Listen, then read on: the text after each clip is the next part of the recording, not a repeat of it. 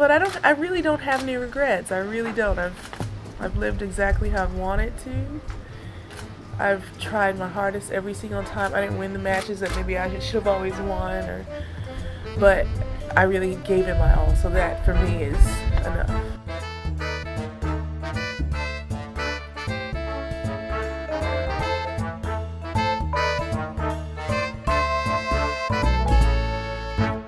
Hello everybody, welcome back to The Body Serve. I'm Jonathan. And I'm James. This is a whopper of an episode. It kept building and building and building over the last couple of days. This is probably 3 episodes worth of material distilled into one.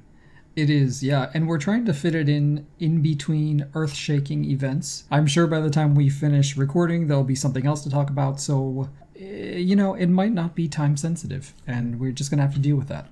There's a lot of stuff happening outside the tennis lines, be it tennis related or the socio-political racial unrest in America that's affecting the tennis. And then there is the segue between recapping the Western and Southern Open which happened in New York, and previewing the US Open, which starts on Monday. And then there's also this small thing about the formation of a breakaway players association.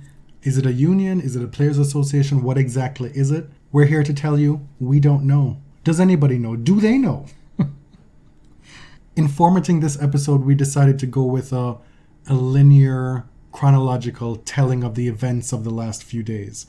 And so while the PTPA, the Professional Tennis Players Association, is the news that's on everybody's tongue right now, that will feature toward the end of the episode, which then segues into the US Open mini preview. Right. So let's begin with where we were in the beginning of the week with more unrest in the United States caused by just another chapter in this continuum of state-sponsored racist violence that, we've been seeing for the past several centuries. We came to you with an episode earlier in quarantine having to do with how the tennis players in the tennis world was reacting to the murder of George Floyd. And a lot of those protests are still happening around the United States. And then on top of that, we had another incident of police violence, of police shooting an unarmed black man to further stoke those flames. Right. The protests have receded from kind of the front page news over the past few weeks, but they're still very much going on. And they have intensified over the past week, largely because of the shooting of Jacob Blake in Kenosha, Wisconsin. He was unarmed. Don't need to get into the whole details because you can read about it yourself. But he was shot 7 times in the back by a police officer. He miraculously survived, but he is paralyzed. 2 officers have been placed on administrative leave, and Blake was reportedly handcuffed to his hospital bed despite being paralyzed below the waist. And despite not having committed a crime. Really? They say resisting arrest would be his crime. I can't even begin to get into that. Yeah, the proportionality of that response. Having to maintain some mirage of justification after the fact to then handcuff this man while he's fighting for his life in an ICU. So protests have erupted all over the place, but in Kenosha especially. On Tuesday, a 17-year-old white supremacist terrorist armed with an AR-15 shot and killed 2 protesters while police officers watched. He wasn't even arrested on the scene. He was able to walk through the crowd, walk by police officers, and was subsequently arrested elsewhere. Yeah, so we've been seeing this more and more at a lot of Black Lives Matter protests. There's counter-protesters showing up in military regalia, holding assault weapons, and they're treated differently by police officers than BLM protesters. In this instance, it seemed like these militias were coordinated with to suppress the Black Lives Matter protesters. On Facebook. Yeah. Anyway, on Wednesday afternoon, the Milwaukee Bucks refused to take the court in protest of the shooting of Jacob Blake and the response, and of course the long history of state violence against black people. The Bucks were the first team, but not the only team, to make this move. They were followed by Orlando, Portland, Houston, OKC, the Lakers, all teams which refused to play in the playoffs that day. And it's important to note that the WNBA has been at the forefront of these types of protests really from the beginning. WNBA players also refused to take the court, but not before marching out on court in t-shirts that spelled out Jacob Blake's name with 7 gunshots painted on the back of the t-shirts. With respect to the professional basketball players, men and women, this is something that they've been doing for months. They have been at the forefront of these protests led by professional athletes across all sports. They have been the leaders. And so it became clear with this latest incident that what they were doing before wasn't enough to effect change. And so they then started to organize within themselves to try and figure out a way to actually get something meaningful done that will cause some change to this ongoing situation. Right. And the most meaningful thing they could do is withdraw their labor. They refuse to play. They are the money. They're the entertainment. And it becomes very clear that Black people are seen in American culture as safe when they're entertainers, when they're athletes. When they become political actors, you get shut up and dribble or keep politics out of sports. Like, things all of a sudden become much more charged and much more impactful when Black athletes assert their full humanity. They're supposed to create the culture that then gets pilfered and stolen. They're supposed to entertain you, to take your minds off of whatever is going on in your life, all the while putting aside their own personal, emotional angst. Mm-hmm. There's one Black president of an NBA team. That's Masai Ujiri of the Toronto Raptors. You still have this big problem with front office, with the C-suite being largely white, and the workforce, or the athletes themselves, being largely Black. And this works a different way in tennis, right? The leadership in tennis is very white, but the players are also largely still white European or American players. Clearly, we've had some game-changing Black athletes throughout the history of tennis, but by and large, the majority at all levels of the sport, while there have been some improvements, is a large majority white. And even though you have Masai Ujiri as president of the Toronto Raptors, we still see that he is just another Black man in the United States, with what happened to him right after the Toronto Raptors won the NBA championship last year. Video of that just resurfaced as well. Look that up if you're not familiar. Being manhandled and harassed by an off-duty police officer who was working as security. He was accused of assault. The video emerges now where you see that Ujiri is about to show or reaching for his credential to present it. It's in his coat pocket, and he is the one who is attacked. Yeah.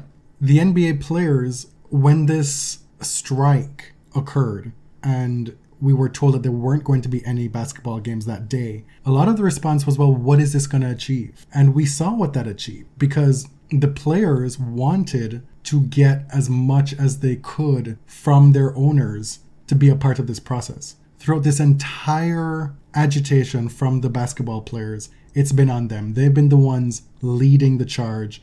Meanwhile, you have these billionaire owners, these 30 billionaire owners, who are doing nothing. They have such social reach, such social capital that they could deploy to aid this issue. Think of just how connected those men are, all of them. And so the basketball players said, well, you know what? You all have to step up to the plate. No, you want us to play? You want us to step and fetch it and create all these dollars for you? Well, step up to the plate. And it turns out that the result was quite meaningful. All 30 NBA arenas, well, I guess 29, I'm not sure about the Scotiabank Arena. Oh. So 28 then, because it's the same for the Lakers and the Clippers. They will be used as polling places on election day, which is huge, given that the GOP is doing so much work to restrict access to the ballot in November. As to how this relates to tennis, Naomi Osaka decides ahead of her semifinal, which should have happened on Thursday at the Western and Southern Open, that she was not gonna play. She decided that this was one of the ways that she could meaningfully take action to create and start a conversation in tennis. She posted on her social media accounts on Wednesday evening a note. She said, "Before I am an athlete, I am a Black woman. And as a Black woman, I feel as though there are much more important matters at hand that need immediate attention, rather than watching me play tennis." She went on to say that she was pulling out of her semifinal. She would not play tomorrow. It was kind of like The tournament can do what they want, but I will not be there tomorrow. And what the tournament decided, in conjunction with the WTA and the ATP, was that, well, you know what? We're going to take steps to support you, Naomi, and show that we are listening. Right. So imagine the rushed conversations that were going on Wednesday night after she dropped this, because she acted alone. This wasn't in coordination with anyone. This wasn't like she tipped off the tournament and WTA like, hey, this is what I'm going to do, so figure it out. This was Naomi taking a principled stand where she had something material to lose. I've seen a lot of cynical responses, and the same responses have been applied to NBA players. Well, they're millionaires. They have nothing to lose. They're the ones who have nothing to lose. Well, okay. Okay. Who is doing anything if not these players? Like, she can't help now that she's a millionaire. She is the highest paid woman athlete in the world. This is something that's new. This is something that became known at the start of quarantine, if I recall correctly. And she sat there with this knowledge, this newfound status in global sport, seen what's happened in the United States, where she spent most of her life, where she trains, where on her way from Florida to California, at the height of the George Floyd protests, she stopped off in Minneapolis to see what was happening for herself on the ground. She told us that she used that quarantine time to educate herself, to find her voice. And this was something that she felt she had to do. She released a statement in both English and Japanese. She mentioned, not in the statement, but she's spoken about her father being Haitian and that being a big influence on her, saying that we don't stay quiet about these things. She said in her interview with Chris McKendry on ESPN2, this is what we do. Haitians. And Chris was like, well, what do you mean by that? Hello? Right. Well, it's a valid follow-up. Yeah, it is. Can you please expand on that? Every time Naomi takes an action like this, you see the multiplicitous, pardon the pretentious word, the nature of her identity, right? She's Japanese, she's Haitian, but she very much grew up as an American girl. So she has all these aspects of her identity, and those parts of her identity are often criticized, picked apart from those different countries that she hails from, right? People are always wanting to say that various parts of her identity are inauthentic or not enough. Like, you are not American enough, you are not Japanese enough, you're not black enough. And so when she's taking this stance for Black Lives Matter, when folks want her to just shut up and serve, they immediately go to, well, aren't you Japanese? Like, why are you doing this? Didn't you choose Japanese citizenship when you had the chance? It's just, she has, over the past few years, reasserted many times her identity as a black woman, right? That's a part of her identity that she owns and that she's proud of, and she's very much stepped into that. I mean, for a long time. Obviously, I'm not qualified to speak on that, but politically, she has really asserted herself a lot over the past few months, which we know. What was impressive about this week is just how big that influence is. Naomi said, stop the world, and the world stopped. Tennis world I think literally stopped. You're wrong there. I don't think Naomi knew the full reach of her influence. Naomi said, I will stop and I will take this individual decision that I will bear the repercussions of and hope to make change. But she did not know the ripple effects of it, I don't think. By the end of the night, this is Wednesday, the WTA and the Western and Southern Open and the ATP announced a pause in play. They said, we will not play at all on Thursday. And they said, quote, tennis is collectively taking a stance against racial inequality and social injustice. It came out the next day that, okay, yeah, we're going to play again on Friday. Everything is going to be pushed back a day. Naomi decided to play. And of course, people were like, huh? Some people were annoyed by it, saying that she kind of rescinded what she said the previous day. And to be clear, she never said she was withdrawing from the tournament. She was saying, I will not play on Thursday. See, that became so muddied and chaotic for no reason. Like, okay, yes, you read into her original statement, she's withdrawing from the tournament. But that social media post is not an official withdrawal from the tournament. Right. You can say what you want on social media, but you actually have to physically through, I don't know exactly what the measure is, contacting which office. But it's like, is that your final answer? Exactly. So for somebody to then say, well, she already said she was withdrawing on Instagram, so how is she here? Come on. Let's do better than that. And she also couldn't predict what the tournament and the league's response was going to be. WTA CEO Steve Simon immediately reaches out and, according to Naomi, says that he was incredibly supportive, and they then worked behind the scenes because obviously the WTA has a vested interest, as does the tournament, in Naomi continuing to play this event. Yeah. And these semifinals and final actually occurring. Yes. And with those negotiations and with the tournament and both tours agreeing to take the day off in recognition of this moment of crisis in American society, she then decided to continue on in the tournament. She was satisfied that her protest created a conversation, had an impact, and that impact will continue. So she decided to play. It's important to note that the progress that basketball has made, the amount of time that conversation has already been happening, has not been the case in tennis at all. Right. So to compare the net result of this pause in play between basketball and tennis and what Naomi was able to get done as opposed to the basketball players is not fair to her. Right. The writer Howard Bryant described the NBA as the most revolutionary of America's major sports historically. And, he talked about the WNBA and Naomi Osaka's direct action here. And the interesting thing is that women's tennis, not tennis in general, but women's tennis specifically, is historically highly politicized, right? It may not be revolutionary from the outside looking in, but shut up and dribble or shut up and serve doesn't work in tennis.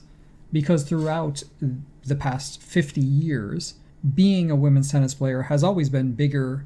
The personal has always been political if you are a female athlete, but especially a female tennis player, because you have a legacy of labor organizing. You have Billie Jean King, the Williams sisters, all of these trailblazers who not only opened up new arenas, but they had to fight like at every turn, right? And note that when we look back at all of the political activists in tennis history, we list a lot of women. We list one man. Arthur Ashe. One. I mean, sometimes you may see Yannick Noah on the list, but that's pretty much it, right? You see Billie Jean King, Martina Navratilova, Renee Richards, the Williams sisters, Pam Shriver. I mean, the list goes on and on. Women's tennis players have been politically engaged because it was, politics sort of defined their existence as a league, right? If women's tennis players weren't political, they would still be making 1/10 the prize money as men. They'd, probably still be wearing long dresses. You have here noted on the agenda, please know that men are more frequently an impediment to political action in tennis, ... Infer what you will about the present moment. Yes, please do. But men's tennis has historically been more conservative. And what I mean by more conservative is that they have had a vested interest in holding up the institutions as they already exist because they were built to benefit men. Men's tennis has been more resistant to activism, not necessarily labor organizing, because we saw a ton of that in the 60s and 70s, a lot of turmoil in men's tennis, but men's tennis has not birthed that many great activists, people who are willing to speak passionately about issues outside of the sport. On our episode, What's the Point of the WTA If We Don't Stick Together, we spoke about how for the first few years of the WTA, Arthur Ashe was very much against equal prize money. And so what that says to me, and it's something I expand further into society and how I see men operate politically, the bottom line is always self-preservation of their sex first. So I think you see this in the current organizing drive for the Professional Tennis Players Association. Equal prize money for women is very often seen as a direct loss for men, even if there's no material loss. Any sort of creation of pay equity is seen as a loss. However, men's tennis has frequently been the beneficiary of gains made by women. Billie Jean King became a superstar, one of the biggest celebrities in the United States, not even just sports, in the early 70s with the Battle of the Sexes. Tennis became the most popular it had ever been in the United States shortly after that. Right. And if you can't make the correlation between what Billie Jean King did with the WTA and that Battle of the Sexes and that happening and the explosion of access to tennis for young women, I don't know what to tell you. Right. The point is, the popularity of tennis waxes and wanes, and sometimes men's tennis is much more popular than women's, and vice versa. But overall, women tennis players have often had to bear the burden of being organizers and being activists, and the men's side of things have often benefited from that activism while not taking an active role in it, which we'll talk about a little bit later. Or even acknowledging that they have benefited from it. Right, or working tirelessly against it. While all this is going on, the Western Southern Open is happening. This is a Masters event on the men's side. It typically happens in Cincinnati. It's one of the most important events of the summer, and it's happened under very strange circumstances. The winners, you may have guessed before the week started that Novak Djokovic would have won, and he did. What you would not have guessed is that Victoria Azarenka would have won the women's title. And if you had listened to our previous episode, where we croaked on about what was missing and lacking in Vika's game in her attempted comeback to former glory. It was mostly me. I did it too. I mean, it just goes to show when it comes to actual tennis analysis, just don't listen to us. Well, listen, we will always admit when we're wrong or try. A lot of people have been saying the same thing. It doesn't give me any more comfort to be wrong en masse with other people. No, but I'm saying I don't think that's a weakness of our show uniquely. Oh, okay. But Victoria Azarenka, she hasn't won successive matches since last summer, right? Since Cincinnati last year. She hadn't won a title since 2016. All that we said last week about her game lacking teeth, not being able to be consistent enough in points, to being bullied around, to not having any power to her game. Look, she was hitting aces all week. She was hanging firm from the baseline, hitting down the line, doing all the things that we remember Vika doing. And she's back. Right. It was a huge turnaround from last week, albeit we only saw her briefly during her first match against Venus Williams. She begins this week by beating number 15 Donna Vekic, beats Garcia Cornet on Jabeur, Joanna Konta, who's been having a great week and excels on these quick hard courts, and finally reaches the final after a stoppage in play on Thursday, is to face Naomi Osaka, and Naomi gives a walkover because of a hamstring injury that she sustained during her semifinal with Elisa Mertens. Do we worry about the hamstring, by the way? Is this It's so low on the list of things to worry about. There's right now. so many other things going on that this injury has really flown under the radar. Some other things happened this week in Cincinnati/New York City. Riley Opelka reached his first Masters quarterfinal, beating Schwartzman and Berrettini before falling to Tsitsipas in a retirement. Dominic Thiem, who played 28 matches during quarantine, wins only 3 games in his match to Krajinovic. This one was juicy for me. Real juicy. It was surprising, I have to say. Krajinovic played excellent tennis this week. I did allow myself to be surprised because other emotions filled my reaction space. Alexander Zverev lost to Sir Andrew Murray. I will remind you that Zverev said, after quarantine, you're going to know who worked hard during the break and who didn't. I guess now we know. Didn't work hard enough on his serve, apparently. Honestly, I have trouble taking pleasure in that because there's clearly a serving yips problem, and we've seen that sort of follow players throughout their entire careers. It's not about taking pleasure. It's about taking a jab. A little jab, you run your mouth, you leave yourself susceptible to a jab. It's as simple as that. Fair enough. Milos Raonic. What a week. New hair, new thighs. Or maybe he's just showing them off more. The cut of the short is different. Yeah. Let me tell you, I came home from work one day this week and he was playing a night match. And I just stood in front of the TV for a good 5 minutes trying to process what I was watching. Mm-hmm. I was like, where did this proportional thickness and correct short length come from with Milos? I don't know. He came out of quarantine with a John McEnroe headband with this big head of curly hair, short shorts. He looks muscular. Like he looks like a big dude now. I mean, he is a big dude. He is a big dude, but he looks like very sturdy. I had tweeted, I have never looked at Milos Raonic the way I have tonight for many reasons. And don't know how to feel about it yet, but one of them was like, wow, this is a whole meal I'm looking at. And I got a lot of responses with folks just completely mesmerized, not just that night, but historically, by Milos Raonic's legs. yeah, I didn't know this was a thing, really, until now. And then I cast my mind's eye back to being on court 10. It may have been court 9 at the time, but no, court 10 in Cincinnati, that great outer court. And I'm so close to the players watching it. And I'd never been that close to Milos playing a tennis match. And I was mesmerized.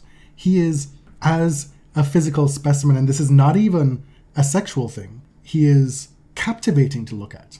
So it's... If you had told me I'd be spending 3 to 5 minutes on this on my own tennis podcast at any point, I would have been shocked. But here we are. And the other reason why I hadn't looked at Milos the way I did that night was because later on that night, he was presented with Naomi Osaka's withdrawal from the Western and Southern Open. And on the fly, off the cuff, he had incredible supportive words to offer her.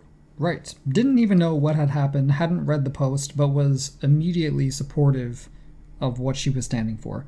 And he even spoke out about Black Lives Matter in his runner-up speech today. After his match where he beat Tsitsipas, he wrote BLM on the camera. So in the final today, he wins the first set against Novak 6-1. Novak, unsurprisingly, wins in 3 sets. He had a number of miracle recoveries this week, Novak. Amazing. I don't even, honestly... Don't bait me into that. Honestly, I really don't even care about, not making Novak fans angry, because Novak has really asked for it over the past few months. The histrionics are back, and it's too much. It's too much. So Novak won his 35th Masters title, tying Rafa with the most ever. He's won at least 2 at each of the Masters, and that's that. I mean, he's going to win the US Open, so everybody just get ready for it. I mean, he's a favorite. I don't know that it's inevitable. I feel it's inevitable. Okay. I think that sweltering heat, playing 5 sets against the right opponent, it might not be as inevitable as you think. Okay. Keep in mind, Rafa's won more US Opens than he has. I would just say, prepare yourself. Amazing that this is no longer a story, but Serena Williams meets Maria Sakkari in, I guess, the round of 16. That third set, man. While it was happening, it was difficult to watch because she was clearly disengaged mentally. So people were calling it a tank. She said in press that she was suffering from cramps. Was there an injury? Was there a mental lapse? I don't know. The thing is, we don't know what's going on with our favorite players, no matter how much you know about them or how much you care about them. We simply don't know. So many people wrote that off as a tank and absolutely slaughtered her on Twitter. You know, the worst are really her fans. They treat her the worst. No, well, no. Well, no, not the worst. But clearly not the worst. But it just makes you wonder, what is the point of being a fan if you're this vicious to somebody who supposedly means so much to you? Right. And I get it. I am a fan. I've been a fan for 2 decades, at least. I just don't know why you don't approach situations with... empathy? Right. It's as if some people approach these matches and take the least generous reading possible. Mm-hmm. And this is your fave, right? So how do you treat people you don't like? There is also a sense of her being... This is going to be so bad, but her worth being wrapped up in her winning. And if she's not winning, then she's not worth as much. Right. Like, Or I don't know we if wanna that's watch it. I don't know if that's the intent, but that's how it comes off. And so I've dealt with this a little myself as a fan, thinking like, if she were having a blast, like if she were having fun and not winning, that's one thing, but there is something a bit labored about some of these tournaments for her, right? It doesn't always look like she's enjoying herself. Actually, very often it looks like she's in agony and she's losing. So I get that, but like I wish people would come from it from a place of concern rather than really harsh judgment. And I can't help but think that part of her agony is tied to that response. There is a correlation between the two. Well, I don't know so how... many members of her team are on Twitter. You know, some of that must seep back. Regardless, it was alarming to watch that third set because for whatever reason, she was not engaged mentally, and it was a bloodbath. She was emotionally and physically fried. Yeah. That was clear. I mean, we seemed. knew from the first game that she was not winning. The day before, she played the longest match that she'd played in almost a decade. In sweltering heat. And she's now on the verge of turning 39, coming back from a 5-month layoff due to a global pandemic. These are unusual circumstances that she finds herself in, but familiar to because she's been unable to close repeatedly. So this confluence of events happen with her body and her mind betraying her as well. I don't think you can necessarily read into that as something to be worried about going forward, other than the state of her mental health in these tough situations. Because what was even more frustrating for her in that match, she comes in physically exhausted and then has big leads in both sets. Coughs up the big lead in set 1, is able to win it in a tiebreak. Then in the second set, she's up, 5-2 or 5-3? You know, she served for the match. She served for the first set. Lost those. Exactly. And so she finds herself in a third set where she has nothing to give. And you could say maybe it was petulant. Maybe it was unprofessional. At certain points in her career, I'm sure Serena herself would say that was a very unprofessional performance. But it is what it is at this point. These pandemic tennis takes, it's too much. Honestly, I felt myself leaving that match saying, who cares? And like, if you're a fan of Serena and you're talking about, oh, she needs to be fine, like, really? Okay. Like, I cannot find myself getting that annoyed or angry about it because these are not normal circumstances. And to be quite frank, this is not the US Open. This is a makeshift Western and Southern Open that was kind of thrown together at the last minute. Serena's trying to get practice, and there's no week rest between this tournament and a major, which top players barely ever do. These are not normal circumstances. Also, I always remind myself to resist the urge to moralize when it comes to athletes in sport. Right. It at this point would have to be an exceedingly egregious misstep or a repeated misstep from some man, which we see all the time. When you say to moralize, really, we will moralize about what people do off the court. We will? Don't we? For example? Like all the time? I'm sure on this episode we will. Okay, I guess I could stand to be corrected at some point. Lord, this next bit, I'd even forgotten it happened. I know. Diana Yastremska is coached by Sasha Bayan, as you know. In case you're not familiar with them, I guess I'll moralize right off the bat. See, I told you. Like, don't try to act superior. You knew what was coming. We have to keep each other honest. Sasha Bayan, he who said that Europe does not have racism, doesn't have a race problem. There's that. And then his pupil, who then made her contribution to anti-black racism by painting half her face in blackface. Yes. She of the half moon cookie. Ebony and ivory, living in perfect half-facery. So you may know that Ms. Yastremska has this earned reputation of being kind of the girl who cried wolf, right? She has retired down match point not once but twice in her very young career. She has the tendency to call the trainer. She's been seen lobbying Congress for additional medical timeouts available to tennis players. Renee Stubbs called her out on television this week, saying that her tactics belong in the juniors. But this is the problem, though, with what Miss Yastremska does. She appeared to be legitimately injured this time. This week she was actually injured. And this is what happens with the girl who cries wolf. Because when you actually need of assistance, when you actually need the medical timeout, who's going to be out here defending you? Right. And saying it's not gamesmanship? I mean, you'll get the medical timeout because that's the rules, but public opinion is not going to be with you because you've developed this reputation of your own doing. And if you're one of those people who do what you want and don't care what other people think, go for it. But these two are not those people. Because Bayan is out here, after Yastremska loses, posting an Insta story where she's seen limping. Saying, I told she's not faking it, she's not faking it. It is bare stunts from these two. And Diana constantly. is very concerned about her public image on social media as well. There has to be a correlation between your own actions and what you expect to get from it. Although, I will say that Diana does frequently like tweets that are critical of her. Yeah, she does. So maybe she has a good sense of humor. This Twitter exchange was really par for the course for this coach-player pairing. They seem well suited, right? So Yastremska is playing Naomi Osaka, who was previously coached by Sasha Bayan, of course. She was. And we know that the end of their relationship, it probably could have gone a little better.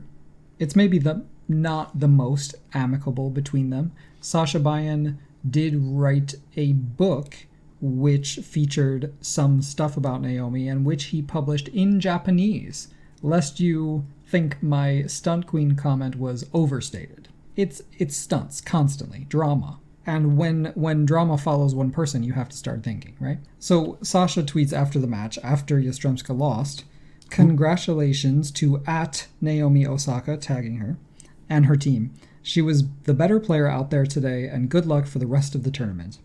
Okay. Now, you'd think that this was the Rumble in the Jungle. Well, absent of any context, there's absolutely nothing wrong with that. It's actually very gracious, right? It's really nice and professional. But the fact that he tagged her and that this goes on is where it gets weird. I want to know, has Naomi acknowledged him publicly at all? I don't think so. In the last year and a half? I don't think so. And so this continuous tagging, inserting himself into her business, this pick-me bullshit. I just learned what pick-meism is recently, and I think it's so great. People who need the attention on themselves all the time. It was astonishing. So Diana tweeted back to Sasha, I always thought that I remain the best player on the court in your eyes, even if I lose. And I don't know, she could have been joking. For all I know, who knows? The whole thing is entertaining nonetheless. I don't think she meant anything by it. I thought she was just trying to be cute. Yeah. You know, like not really realizing the external context, all the subtext for this whole interaction. And then Sasha writes back, of course you are. She was just better that day, and we will try to get her next time. And it's like, meanwhile, Naomi is still being tagged in all of these weird tweets between the two. You know, you all could have had a text or in-person conversation that covered all of this. But I mean, I appreciate the entertainment, so thank you for that. Again, for me, this type of tweet happens after a big clash. Yeah, this was, the second round of Cincinnati? Like nobody was checking for it. Nobody was wondering what was going on. It was doing the most. And then all these players are quote tweeting it and laughing and liking it. Amanda Anisimova quote tweeted it with LOL, and then Naomi liked her tweet. Girl, this is stuff you can't buy. I was saying earlier in the week that the Yastremska buy-in drama was too much. Like, it was just getting really tiresome. And it is, but I did really enjoy this. So thank you. Now on to the segment of the show that most of you are probably here for. The part where tennis is being uprooted, potentially. A massive shift is happening in the governing structure of men's tennis. Potentially. And nobody really knows what's going on. And we suspect a lot of the players involved themselves don't really know what's going on, or at the very least aren't able to articulate it very well. Okay. talk about a Friday night news dump. This news came out on Friday evening that Djokovic, Pospisil, and Isner were resigning from the Players' Council to form this kind of breakaway players association, which we now know is the Professional Tennis Players Association. PTPA. This sounds suspiciously similar to the Association of Tennis Professionals, which is what the ATP stands for. It's basically the same words rearranged. So Djokovic and Pospisil distributed this document to players outlining their motives for forming this association and asking players to sign on and show their support. They cite the lack of bargaining power and influence that exists for players in the current ATP structure, and their intention is to create an association that represents the top 500 singles players and the top 200 doubles players. Just to remind you really quickly, the governance structure of the ATP is that there's a players' council that is made up of 10 players. We've heard from 9 of them so far. The only one we haven't heard from is Rendy Liu, who hasn't weighed in either way, which I thought was odd. The Players' Council elects player representatives to the ATP Board of Directors. So on the Board of Directors, there are 6 total board members. 3 of them are player representatives, 3 of them are tournament representatives, and then there's the CEO. The CEO currently is Andrea Gaudenzi, previously was Chris Kermode. So anyway, the Players' Council discusses things, they elect the representatives to the board, they purportedly influence those board members to make decisions on their behalf. And if you recall, for a while, Justin Gimelstob was the players' representative to the board. Right. So that player council of 10 players had elected Justin Gimelstob to represent them on the board of directors. And if you recall, at the end of last year, with everything going on, swirling around Justin Gimelstob with his cases that he caught, and the comeuppance that he had for his years of misogyny and now culminated with this physical assault, he was in line to replace Chris Kermode as CEO of the ATP. That was the goal of Djokovic and the Players' Council. And before his personal life kind of blew up, that was a highly likely scenario. Mm-hmm.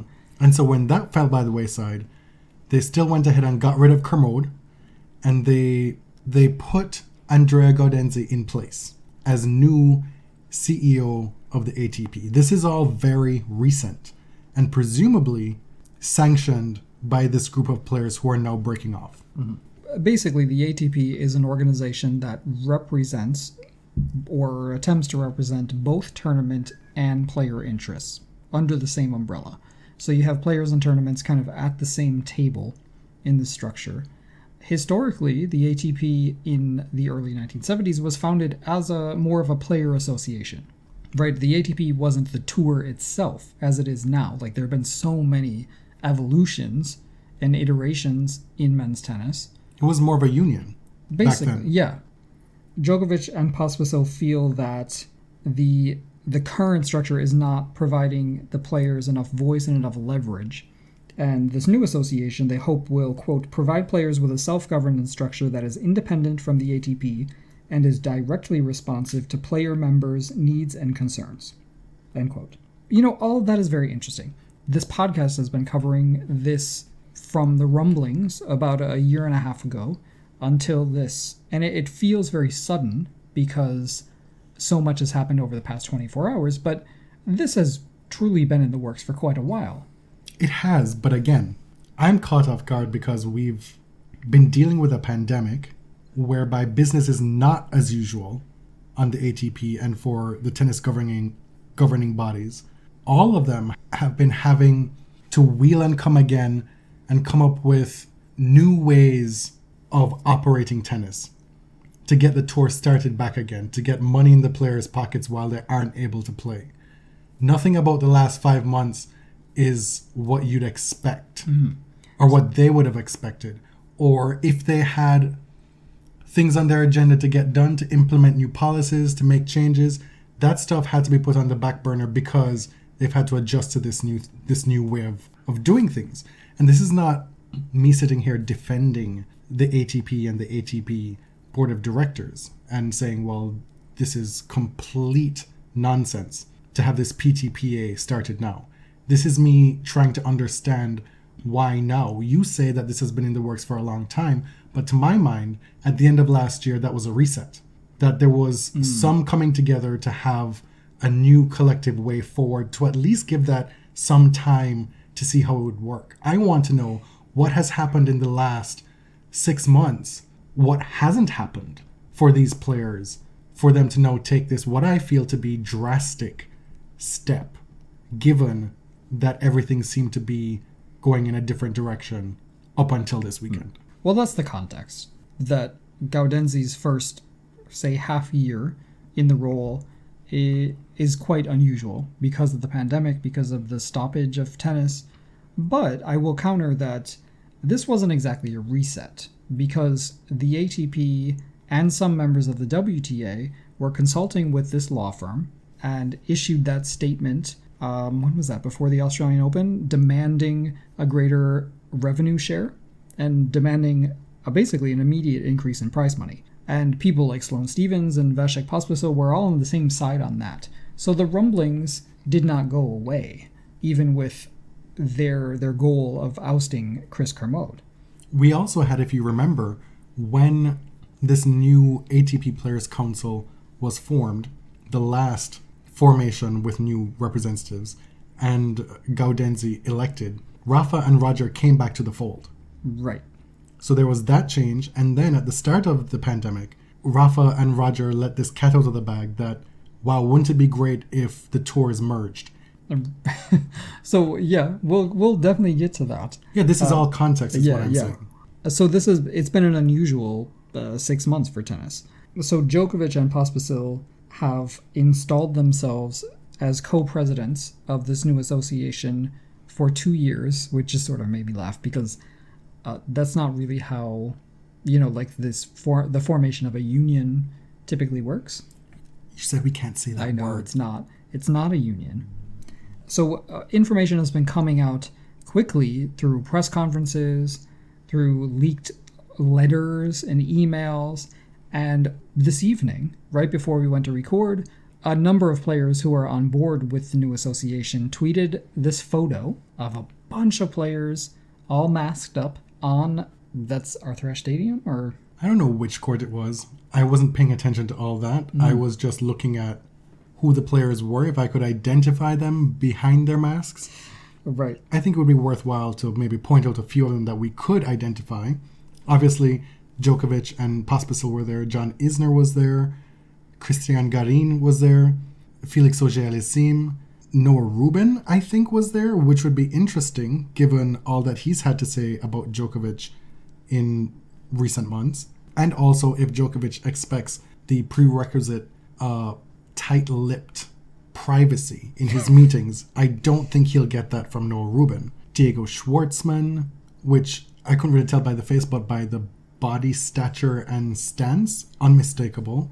Mackie McDonald seemed to be there. Right, but beyond that, we're not speculating who's in the photo. They're all wearing masks. Like, that's not really the point. Listen, that's one of the few fun parts of all of this. Okay, you can do that off the podcast.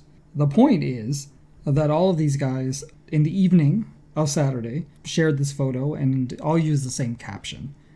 After today's successful meeting, we are excited to announce the beginning of the Professional Tennis Players Association, the first player-only association in tennis since 1972. So Novak was able to expand a bit on the motivation for this in his press conference. There was only time for 4 questions in his post-tournament press conference because he spoke in treatises, not even in paragraphs. They've been advised by Norton Rose Fulbright, the law firm. The document that was spoken about in Rothenberg and Clary's New York Times piece, which came out on Friday, the document looked clearly that it was written or edited by labor lawyers, right? The language was very elevated, and they... Wow. No, but it was a bit legalistic. Okay. Not to, you can see the way Novak speaks is highly elevated. That's not a judgment on anyone's intelligence. Like, it was just...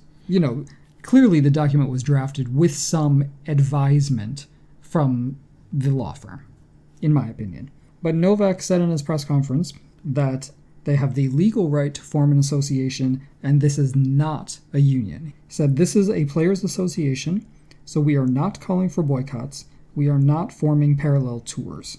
In your mind, why would someone go to that extent to make it clear that this is not a union? Right. To me, I think they've been advised by this law firm that they've been consulting with that they may not have a clear legal right to unionization because they're independent contractors and they come from many different countries. And I don't know, but I think that the law firm probably advised them, you can go ahead and create an association, no problem, but it's going to be a whole lot more complicated if you try to unionize. Not only complicated, but I think there's a lot of ideological backlash against unions in this political climate. And I think that may be calculated. Now, if you're going with the approach that it's an association, you best have as many players on board as possible for it to be effective. Mm-hmm. For you to have any kind of political leverage within tennis. Otherwise, what are you doing? As it stands, there's no Roger, there's no Rafa, there's no Andy as yet. Andy says that he's not going to be signing a piece of paper today and that he is willing to give it time, but he also wants to know why the women aren't involved. If after this entire time since the start of the year, there's been so much talk and dialogue about the inclusion of men's and women's tennis as one entity, how are we at this place? Without any explanation as to why that hasn't happened, or even any indication that it was considered. The name of the association, the PTPA, the Professional Tennis Players Association, doesn't say the Professional Men's Tennis Association. It's this default vernacular where neutral is assumed to be male. And it necessarily subjugates women. Well, it doesn't necessarily have to. But in this case, there was clearly no effort to involve the women in the process. The ATP has hit back. Andrea Gaudenzi has said it's not a great idea, and we don't understand why you would want to give up your seat at the table as an insider and negotiate from the outside. Which, it's interesting because the governing structure in tennis is different from other major sports leagues. The ITF and the Grand Slams have also hit back and said, we don't support this at all. It also isn't surprising that Gaudenzi would take this approach. Well, he's new to this job. Mm-hmm. It's in his best interest to protect the interest of the company of which he is CEO. Yes, this is an existential threat to the ATP, the way it exists now. And you just shouldn't take everything he says at face value. You should interrogate it. When he says you have an equal seat at the table, we don't know that. There are 3 board members who represent the interests of the tournaments. There are 3 board members who represent the interests of the players. Do they get equal representation in practice? We know in theory they do, but in practice, do they? I mean, Novak gives the impression that they don't. Right.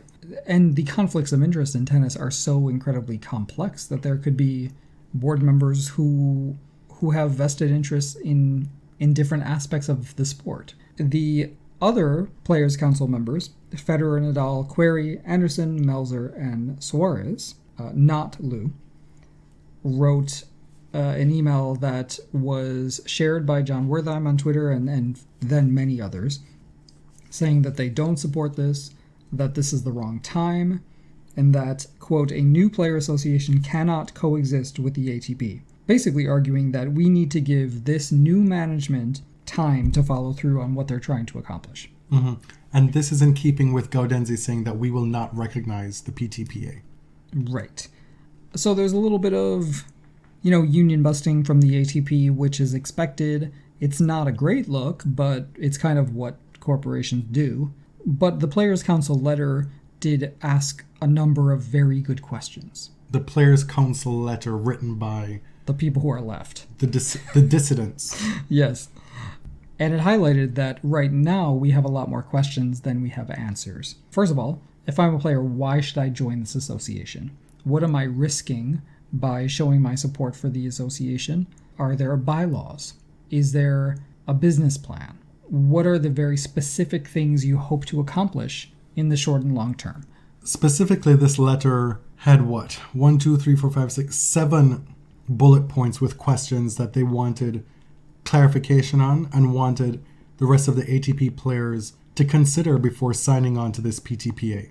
They state, "This document is so reliant on ATP still continuing to run the sport. This cannot happen. So what happens then?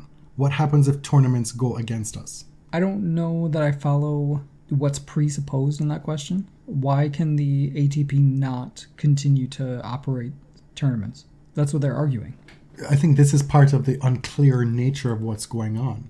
People are making arguments, vague arguments with such certitude. And what exactly do you mean? Yeah. Why couldn't this lead to a new normal? They also ask, why do we not have a concise, analytical, detailed business plan of what is next? What is the best case, medium case, and worst case projections that we will make financially? Now, I thought this was very effective.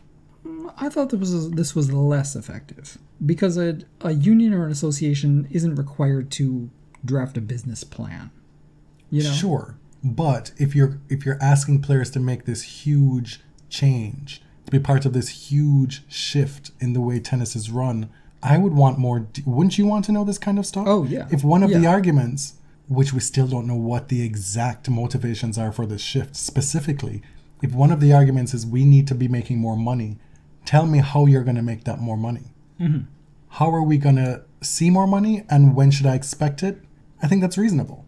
Can you give us a clear list of additional rights that this player association will provide us? What additional leverage do we have? What is a contingency plan to protect us if this goes ahead and badly? So this is a good one. I think it gets to the heart of the matter. What additional leverage do we have? And this is very reliant on how many players sign up and who they are, right? So we know that Federer, Nadal, and Murray are not interested. But how does an association that exists outside of the ATP gain leverage? And we'll talk about this a bit later, but associations and unions gain leverage by the right to strike and the right to withdraw their labor as a tactic. They're independent contractors. They can withdraw their labor at any moment. It doesn't need an association. Are they prepared somewhere down the road where a demand is not met and they then say, well, we have 300 players signed up. None of us is going to play the Australian Open. And Will so they go that route? That's extremely powerful. But Djokovic said there will be no boycotts. So we shall see. There could be lockouts for all we know. If the purpose is to represent the interest of all the players, why are there many players not included in this? Why are the Player Council not even asked? I find this strange. Well, that I guess we can't speak to because that's a really insidery thing. That's inside baseball. What happens to my ATP membership, ATP pension, ATP insurance, ATP entries? Okay, fair enough. Another kind of employment question. Who are the main people or experts that are advising you? I assume this could become very legal, and who is paying for this? That's actually what I was wondering. Because they've been dealing with this law firm for a long time. Who's paying for it? Who is taking responsibility for any fallout both with our careers, income, and negativity? See, the negativity. I like the negativity. The negativity part seems like it's straight from the Federal top. Yeah, and that's a bit pointed. It feels a bit personal. I assume that a lot of players ranked a bit lower feel that they have less to lose and might be more willing to sign on to this thing. If you're a top player, it's like, why are you bothering me? If you're Federer and Nadal and you're so powerful that this doesn't really have an effect, you're probably like, can I just get on with my career and make money? But if you're, Matteo Berrettini, you're a top player, but you're not wealthy like those guys. So you may think, like, what do I stand to gain and what do I stand to lose? And I think that Novak's letter and what he said so far isn't entirely satisfying because, there are no bylaws. It's not really clear what this organization is intended to accomplish. What are the goals in the short term? How will you leverage this bargaining power? And those are all valid questions. And that doesn't have to invalidate a players' association, but these are things that should have been thought about before the association was formed. Right. But if you're not a union, and if you're an association, and the ATP is an association, in name, how are you going to operate differently? What are your means of leverage? What are you trying to achieve? I've only heard vague things. Yeah. I mean, we know vaguely what they want to achieve. Which is what? It's chief among it is better prize money, a better revenue sharing system that emulates other sports more closely. Things also, I've seen the words like travel, insurance, communication. I don't know, I don't know in reality what that stuff looks like, but an association can theoretically help you get those things if you have a big enough voice. It can create kind of a check and balance on the power of management. And the ATP, in my view, is very much management. To me, I don't buy players and tournaments existing in the same organization. I don't feel that it's equal. It's equal in structure, technically, but philosophically, I think that the employer will always have a disproportionate level of power in that relationship. Especially when livelihoods are tied to ranking points and prize money. Yeah. If you can always have that as a leverage hanging over a player's head in these negotiations where you're supposedly equal, that in itself makes it unequal. You don't come from the same starting point. So I come from a place where I'm pro-labor in almost every situation, except for police unions, because those are not real unions. I really don't like the knee-jerk anti-labor reactions that I've been seeing from some people. The issue is you probably don't trust the leadership. You don't feel that they're sufficiently organized or that they've articulated their goals clearly enough. And that's valid.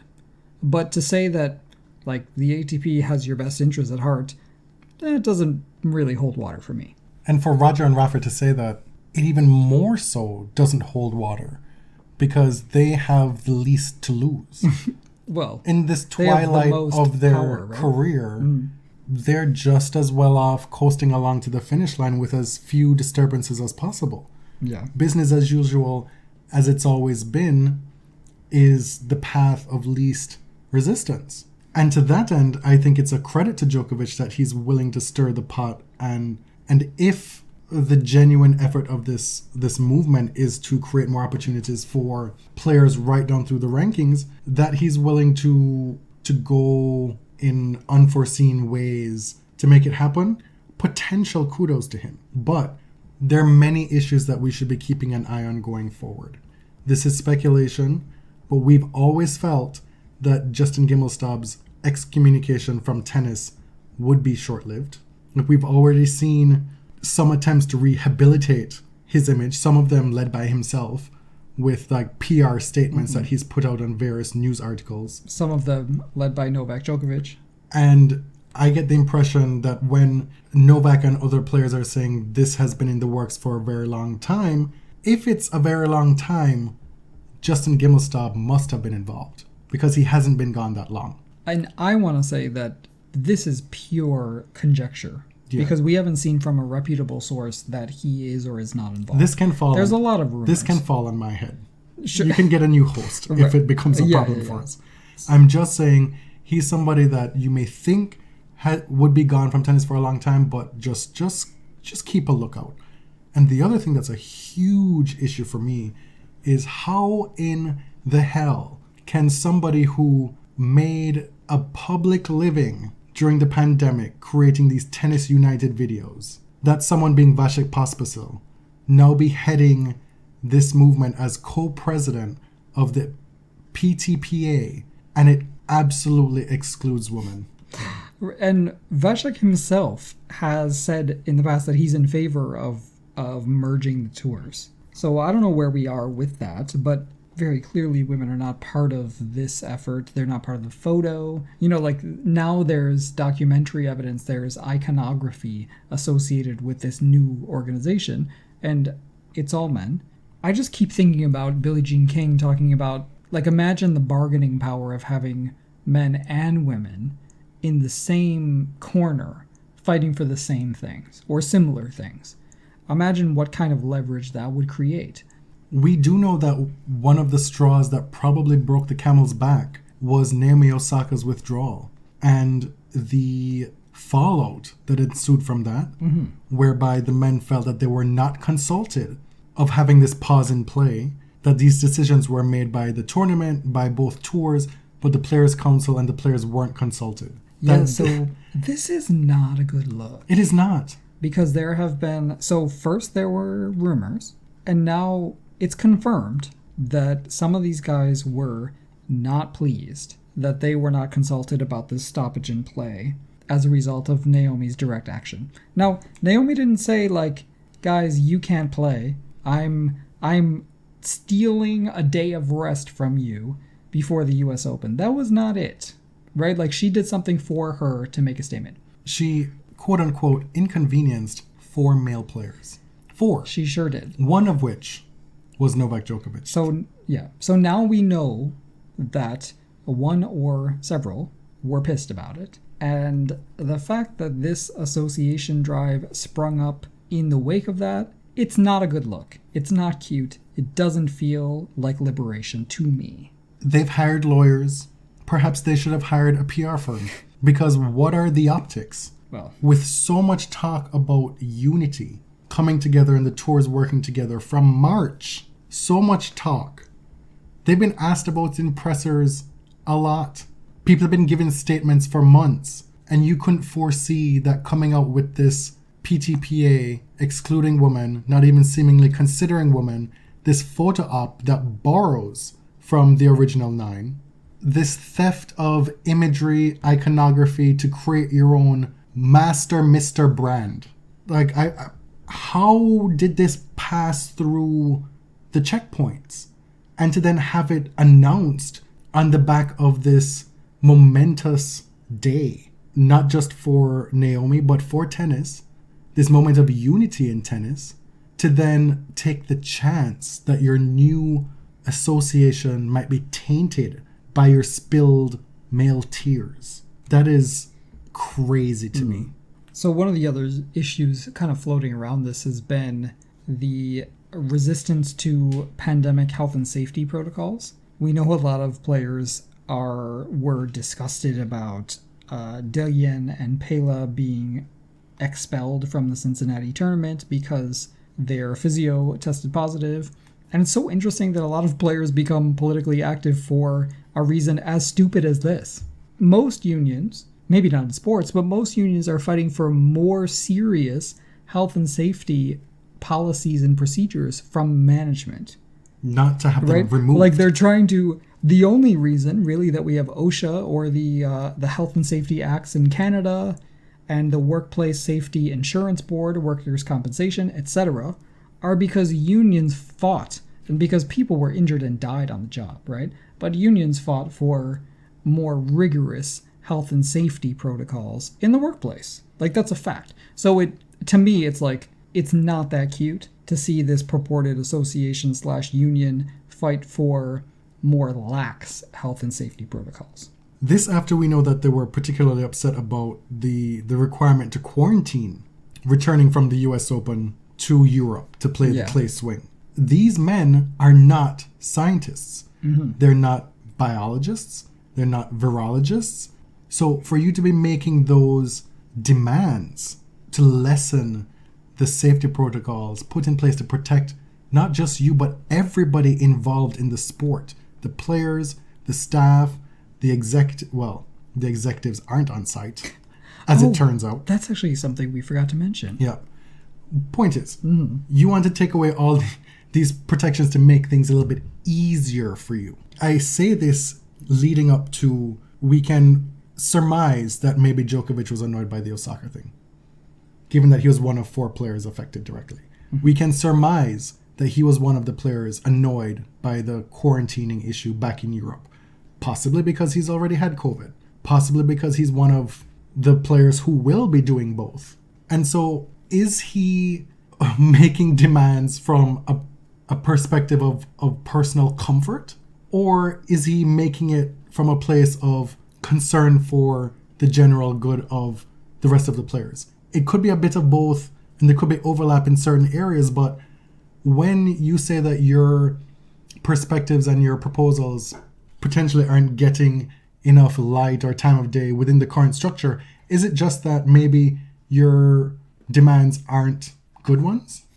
I know, like, it sounds flippant, but you know, if you're someone who's pro-labor, but workers come together to form a union and they put forward just really bad ideas. What do you do? And I don't even want to get into the personal side of this. Looking at John Isner as someone who holds far-right political beliefs is not typically someone you look at as someone who's fighting for collective bargaining rights. Djokovic, over the past 6 months, how his reputation has suffered because of how he has navigated the quarantine. If this is the leader that the association has chosen, then he is the right guy for the job. But is he the right guy for the job?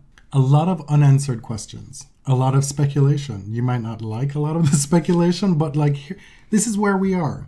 I think overall, just really quickly to wrap it up, is that unions are generally a force for good and can secure really important strides for workers. Same goes for an association or a professional guild like this. If this is what's going to come from it, we need to just continue to ask these questions. And, something we haven't mentioned, at the end of the day, this isn't any of our business, really. This is not our job. These are tennis players who can decide their own fates. It's their jobs, not ours, that are on the line. It is our job to hold their feet to the fire when it comes to excluding women, though. Yes. But overall, this is their livelihood, and they have the autonomy to decide how they want it to go. If you came for a long, expansive preview of the US Open and its draws, then you will be disappointed because we simply cannot do that at the moment. We do not have the bandwidth. Right, this would typically comprise an entire episode. The majors only happen 4 times a year. This year, only 3 times, but they're a pretty big deal in body serve land. But we're going to have to compress this US Open preview because this is a unique tournament and a lot of other stuff is happening right now. We can tell you with certitude that we have no idea who will be winning. You seem to think that Djokovic will be winning the US Open. I don't think it is as certain as you would have us believe. And on the women's side, well. Any one out of 128, I would believe. If I was going to say somebody you could eliminate is Angelique Kerber, but even then, I can't even go that far. Wow. You really eliminated a seeded 3-time major winner. Yeah, because she hasn't played any competitive tennis, really. Okay, fine. Karolina Pliskova is the number 1 seed. She's the number 3 ranked player right now.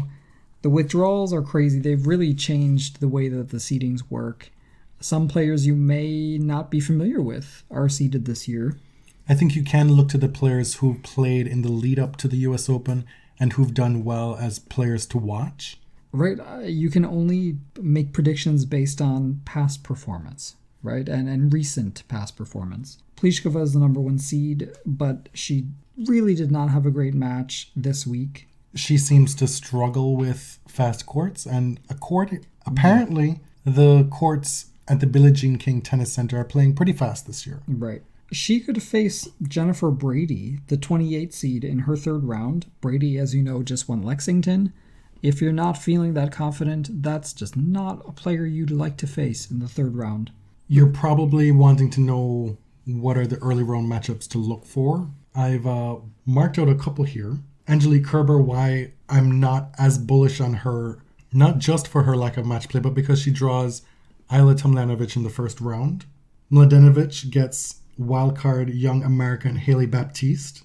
Naomi Osaka plays fellow Japanese player Misaki Doi in the 1st round, provided Naomi is healthy and recovered from that hamstring issue that she picked up in the semifinals of Cincinnati.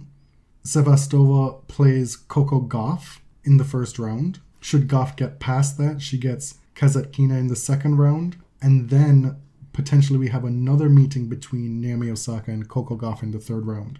This would be their 3rd meeting in as many majors in the 3rd round.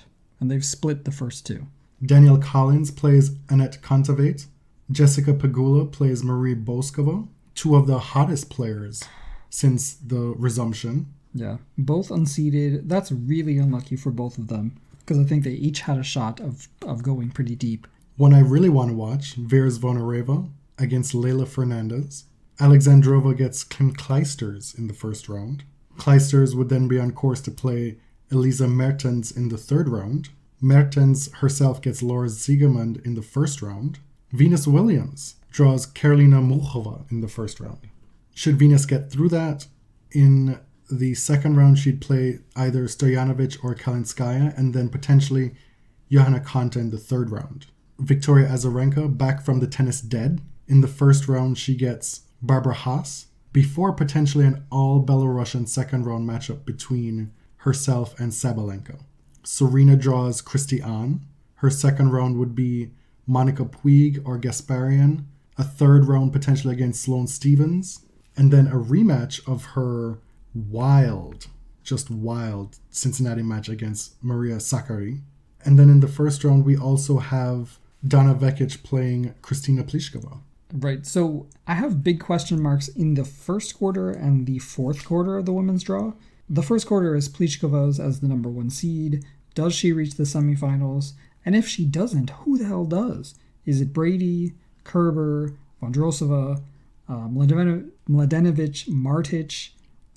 I mean, you could have a totally shocking semifinalist. The second quarter clearly should be Naomi Osaka if she's healthy, because she was playing quite well in Cincinnati. Or Anett Kontaveit. You have Elena Rybakina, who was having an incredible year before the quarantine, who could face Diana Yastremska in the third round. And they've had, I would say, like a similar career trajectory as young players.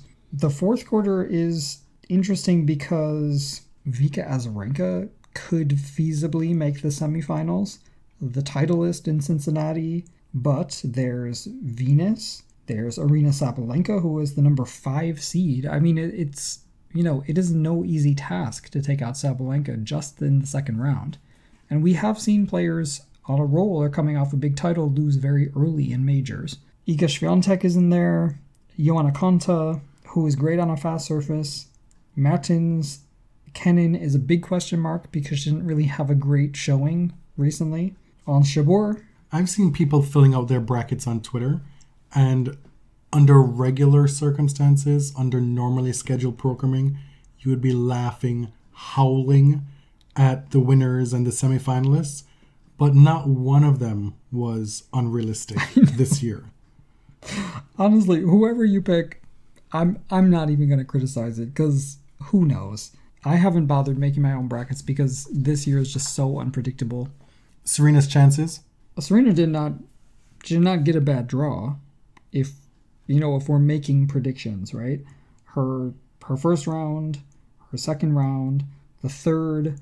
I'm not trying to pile on Sloane here, but if you're getting a third round seeded opponent, Sloane is kind of the one you want, and she may not even make it there. See, I disagree. If Sloane gets to the third round, she's exactly the type of person you do not want to play because she's so unpredictable. Right, but like when is... Never mind. I'm not going to go into that, but Sloane is just not reliable to get there, quite frankly. You're playing with fire making that argument at a Grand Slam. Okay, Just do not do it.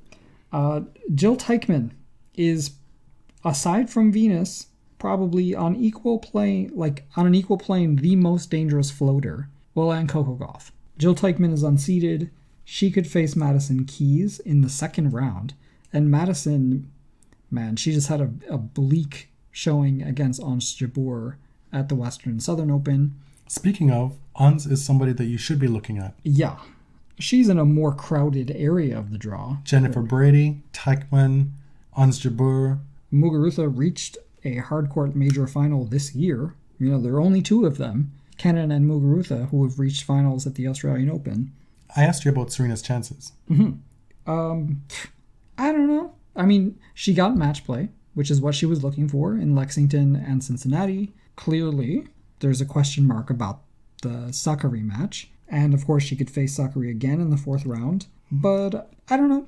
No predictions, but the draw could definitely be much, much worse. Nobody's made more slam finals than Serena has in the last 2 years. That's a fact. Mm-hmm. She's older now, fine.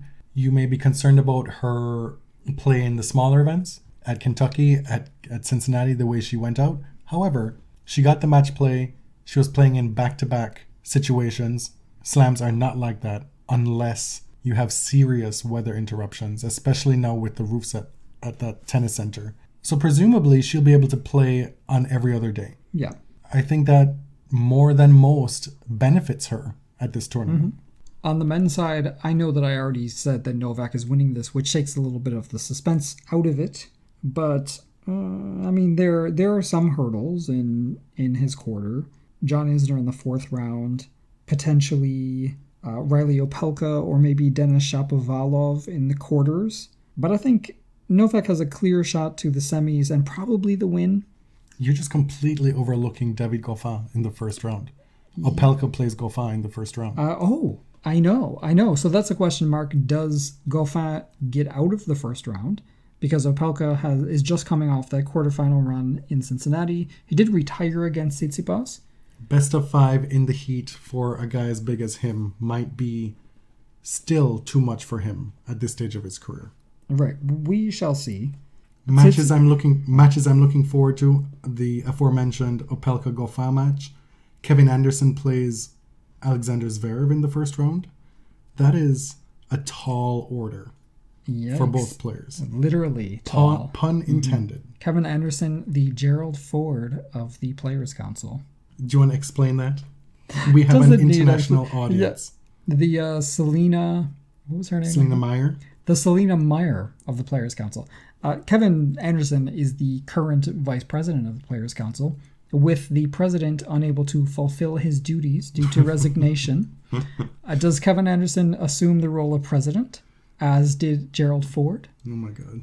Thiago Zajbuch plays Dan Evans in the first round. If you recall, Thiago was the first tennis player to test positive for COVID-19 at the start of all this mess. Mm-hmm. And he was having a good year up until that point. So it'll be interesting to see how he turns up in New York. Dan Evans, for his part, a much maligned character in tennis. Dan Evans can be relied upon to share the unvarnished truth, for better or for worse. His unvarnished truth. Yeah. And today his unvarnished truth was that he was not going to be signing that paper. Right. Karen Khachanov plays Yannick Sinner in the first round. And that's all I got for first round matchups. I found the men's side much more dull when it came to early round matches. Oh, I disagree. RBA versus Sandgren. I mean, that's certainly not what I'm going to watch. Sure, but then you have to watch it. Right. Pospisil and Kohlschreiber. Kohlschreiber is a classic spoiler. But what is he spoiling? The world number 90-something? Like, I don't understand. The new co-president of the Players Association, Tiafo and Seppi, John Millman, and the alleged abuser, Basilashvili. Notice I said alleged there. And Grigor Dimitrov and Tommy Paul. Grigor is someone we're watching because he has actually been honest about the difficulty he's had in recovering from COVID and kind of reaching that peak athletic level. Two of the standouts from this past week in Cincinnati, Roberto Bautista Agut and Milos Raonic, are on course to meet in the third round. That sucks for them. Yes. It's clear now that Roberto is a thorn for Novak. He beat him twice last year. He pushed him to 3 sets in the Cincinnati semifinals, and he's on the opposite side of the draw. They would only meet in the finals. Right. The other person who could be the biggest thorn for Novak is Daniil Medvedev. He too is on the bottom half of the draw, in opposite quarters from Bautista Agut, so they would play in the semifinals. And Bautista took him out in Cincinnati. Medvedev sped to a 5-1 lead in that first set in no time, and Roberto was able to win the last 2 sets. Medvedev was the defending champion in Cincinnati. He was the runner-up at the U.S. Open last year. In order to get to the final again, he might have to go through Berrettini, could be Andrei Rublev in that quarter. In the fourth quarter, we could see Dominic Thiem. A lot of people predicted Dominic Thiem to be in possibly the best form of anyone aside from Novak, but his performance in Cincinnati was a bit perplexing because of how much he's played. I overlooked Andy Murray and Yoshihito Nishioka as a first-round match to watch. And should Andy get through that, he would get, likely, Felix in the second round. That would be a must-watch. Yes. And after that, he could face, if he beat Felix, Dan Evans, who I know a lot of Andy fans are hoping that Andy reasserts his dominance as the British number 1. But Dan Evans is the clear British number 1 at the moment. We'd love to see a good, deep performance from Andrei Rublev. He is a fave in this house. Mm-hmm. As the round of 16s stack up, Novak would play Isner, Shapovalov would play Goffin, Tsitsipas playing Garin, Schwartzman against Zverev in the top half of the draw. In the bottom half, Berrettini plays Rublev, Dimitrov plays Medvedev, Bautista Agut against Khachanov, and then Felix against Dominic Thiem. If the seeds were to all make it to the round of 16, that's how it would work out. I suspect maybe 5 of them will make it. Truly, there's no point spending a whole lot of time on the US Open draws. If there was ever a slam for us to shirk this responsibility, this is the one to do it, because there is absolutely no point. Everything we've seen from the tennis so far has been unpredictable, except for the players who were playing well before the stoppage, especially on the women's side. And Novak, who's now 23-0 on the year. It's impressive that anyone was able to sustain that momentum throughout this huge break, Novak included. But going forward, especially on the men's side, going into best of 5 sets, there is no point in making predictions. I think we just hope that everyone remains healthy and safe, which is a tall order during this pandemic. We've seen folks have struggled with even the best of 3 format upon resumption, let alone having to play best of 5 on the men's side in this type of heat. Not to get too Ben Rothenberg about it, but, it is a legit concern for these players. You can't even say those who are more physically conditioned or physically fit would have an advantage, because you still need the match play. Yeah. It'll be a mental exercise this next fortnight for these players, with no fans in attendance, with the line calling different. What did you make of the live Hawkeye Live? Honestly, I don't really care about that. Okay. There's only so many things that I can care about at one time. I would say that it's really, really funny when Hawkeye says stop, and overrules itself, I guess. What was delicious was when Hawkeye called foot fault on Diana Yastremska on match point. Second serve, match point, the foot fault ended the match for her. And that actually brought up an interesting discussion between us, and that we've never seen this in real life. And I argued that no human being would ever make that call on match point. Someone brought up the Serena thing, but that was the point before match point, when the foot fault was called. I think that humans are so fallible that no one would be that confident to make that call to alter the end of the match. But also, you don't get to match point until it's match point. So you could say that Serena's was the point before match point, but had that foot fault not happened, it may never have gotten there. Do you know what I mean? Right. So it really is unforeseen that this happened. And you're right. Who would have made that call unless it's a type of call that, unless it's an egregious foot fault, you're just not going to see it. Yeah. I will say, I think we've seen a lot more foot fault calls with the electronic line calling. I think the computer just noticed it more frequently than normal. Mm-hmm. Right? It puts into relief just how subjective a lot of the officiating is in tennis and the enforcement of rules. A lot of context and subtext that you can read into that. Have at it in your spare time. On that note, thanks for listening. There was a lot to unpack in this episode. We hope we were helpful in some regard. You're going to be hearing from us more often than normal, than we've been around in the last few months because of this slam tennis. We will likely have a mid-US Open episode as well as a US Open wrap episode. If you've enjoyed the show, this one, or any of the previous ones in quarantine, if you're a new listener, if you've recently discovered us, one of the ways that you can show your appreciation is by giving us a review on iTunes or any of the podcast apps that you use. Those are much appreciated. Again, it's one of the ways that you can help us, that you can tangibly help us build the profile of the show. I am James at ElliotJMR on Twitter. 2 L's, 2 T's. My name is Jonathan at tennis_John.